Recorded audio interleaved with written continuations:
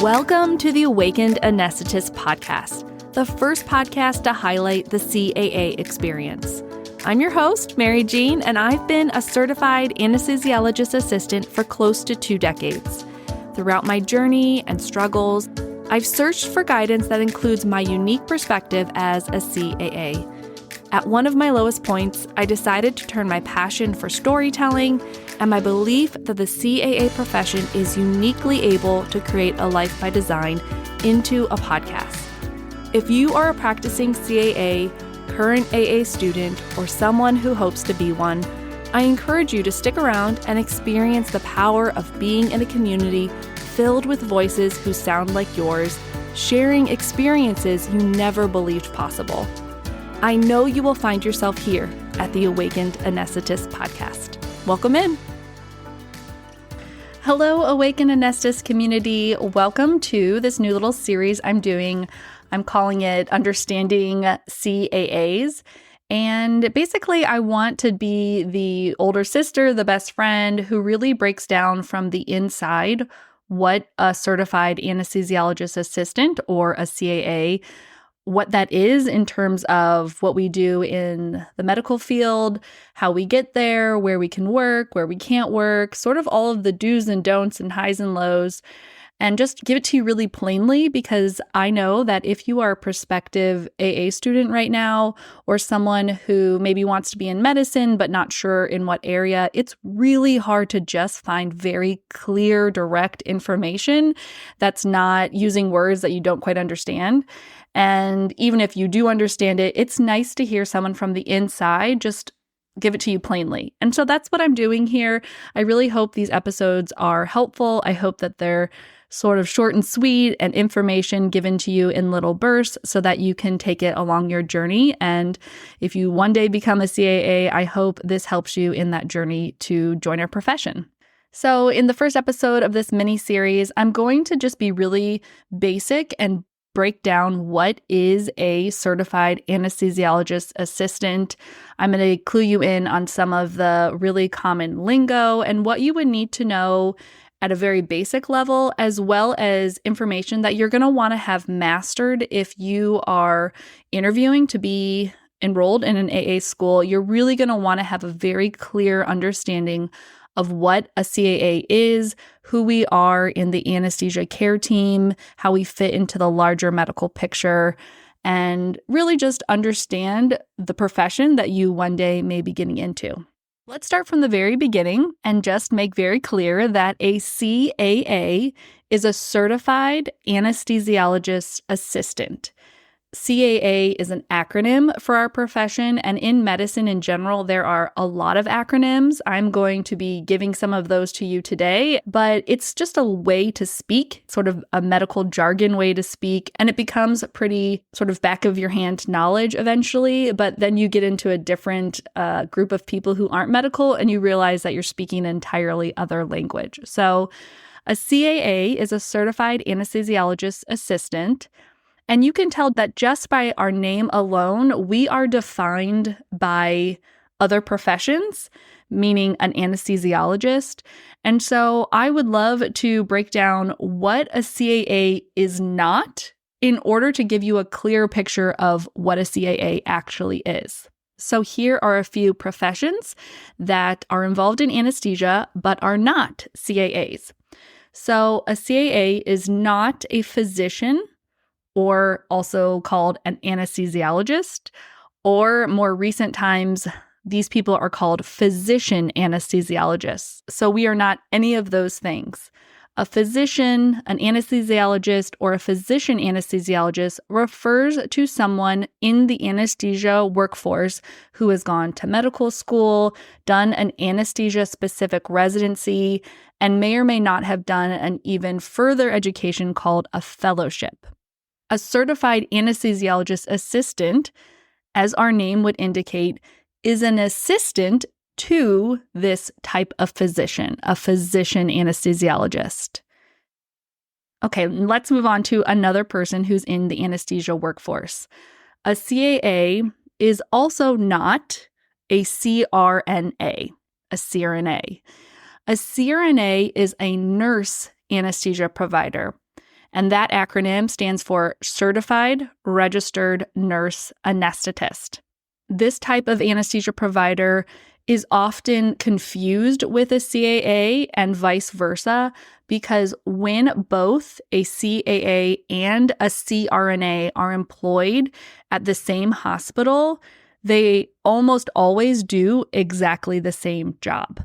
And so it's hard for the other people who are encountering both of these professions to distinguish who is who.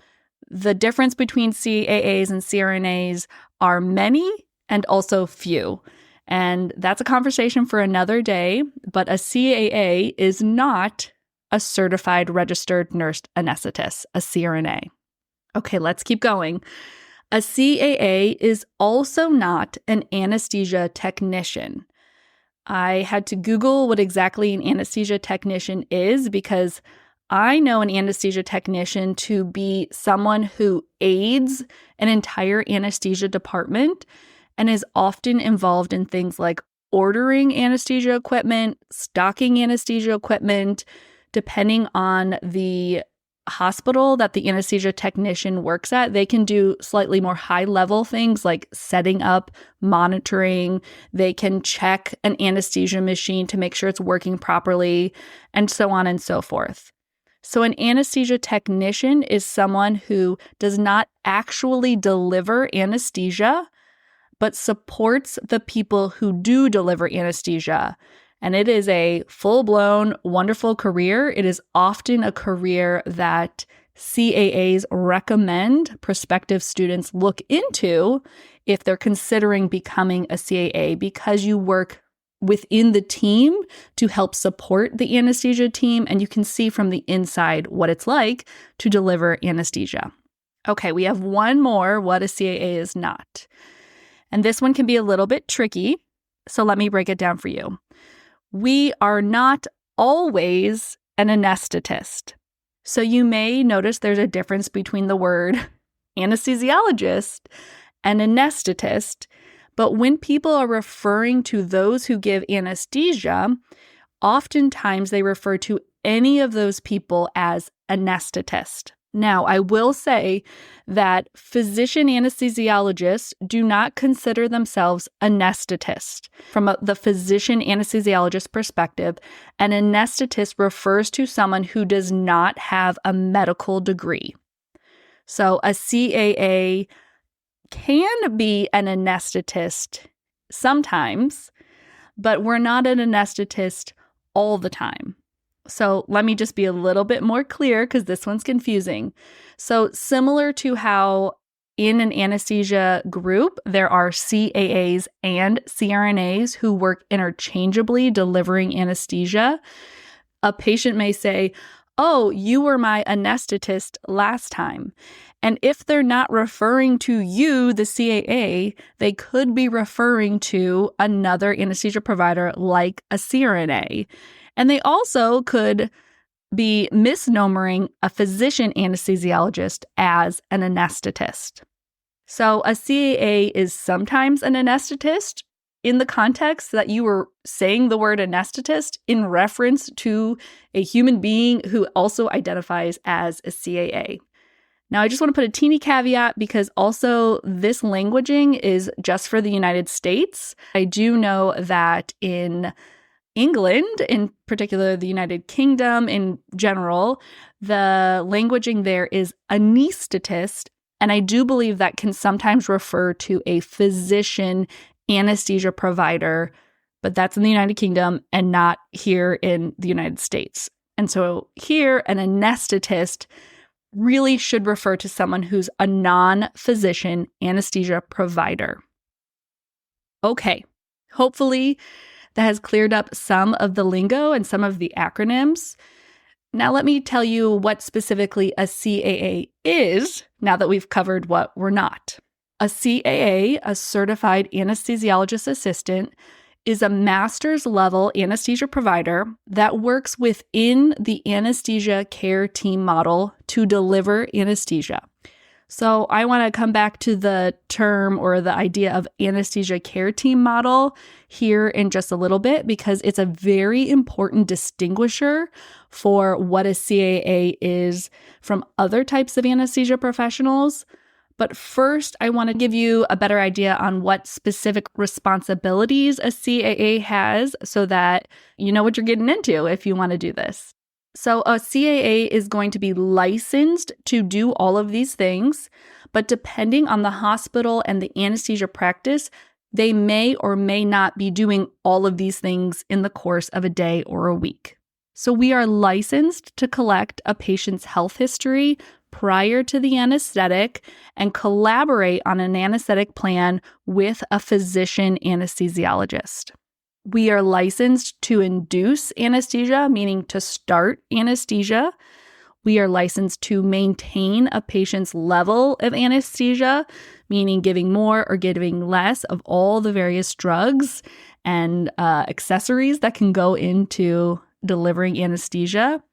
And we also are responsible for waking a patient up from anesthesia. Now, while the patient's asleep, we are licensed to secure the patient's airway in a variety of ways.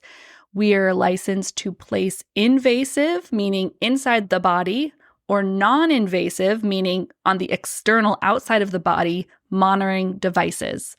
So a non-invasive monitoring device that we put on very regularly is a blood pressure cuff. And an invasive monitor that we put in very regularly is called an arterial line. And there are so many other types of monitoring devices that we put on and in patients. And then in a big picture way, a certified anesthesiologist assistant is responsible in making decisions for the patient's physiologic and pharmacologic status. And we're also responsible for transitioning the patient's care into a recovery mode, whether we transition into an actual physical recovery room or an intensive care unit room or some other place in the hospital. We are responsible for taking someone through the phases of anesthesia and dropping them off safely to the next provider who will be caring for them. Okay, so now that you know what we're responsible for, let me color in the picture a little bit more with that anesthesia care team phrase, because remember, a CAA is a master's level anesthesia provider that works within the anesthesia care team model to deliver anesthesia. And so all of those responsibilities that I just listed that we are licensed and capable and oftentimes do can only be done at a hospital or a facility or a surgery center or an operating room location that is being supervised by a physician anesthesiologist who is immediately available to collaborate on care, on their patient's anesthesia care. So let me tell you more plainly about what this actually looks like. For example, in the state of Missouri and in many states, one anesthesiologist, remember that's the medical doctor, the physician anesthesiologist can supervise up to 4 non-physician anesthesia providers, of which CAAs are one option, and another option would be a CRNA. And that is the instance where I have said previously, CAAs and CRNAs, their work looks identical when both of those professions are working within the anesthesia care team model, which again is a type of way to deliver anesthesia where one physician anesthesiologist is supervising up to 4, let's call it CAAs, in 4 separate operating room locations or 4 separate anesthetizing locations. And that single physician is responsible for the anesthesia care that's delivered in all 4 of those locations, but the actual anesthesia is delivered by the CAA. And this model was created to meet the demands of the medical community and all of the surgeries that need to get done, and the fact that there are not enough physician anesthesiologists to place one physician anesthesiologist in each anesthetizing location so that every human being on planet Earth, or at least in the United States, is put to sleep by a physician. And so because that's not possible, physician anesthesiologists in the 1960s created this profession, our profession called Certified Anesthesiologist Assistants, to be an extension of a physician, to be trained, to have a master's level education, to deliver anesthesia while being supervised by a physician anesthesiologist. So hopefully that helps clear up any questions that maybe you've been too scared to ask. It is a little confusing. You're not wrong to sort of not quite understand how all the moving pieces come together if you are a prospective AA, or if you're a friend or family of a CAA and you're listening to this because they sent it to you. It is a bit confusing when you're not on the inside of it, because oftentimes people, just the general public, only meet their anesthesia provider either right before they become unconscious or while they're unconscious. And so you're a little fuzzy on what's exactly happening and who's doing it to you. So I hope this is helpful. I hope this mini-series finds those people who are interested in this profession and wanting to learn more. I'm going to be talking about all sorts of other things like how much money a CAA normally makes, where we can work.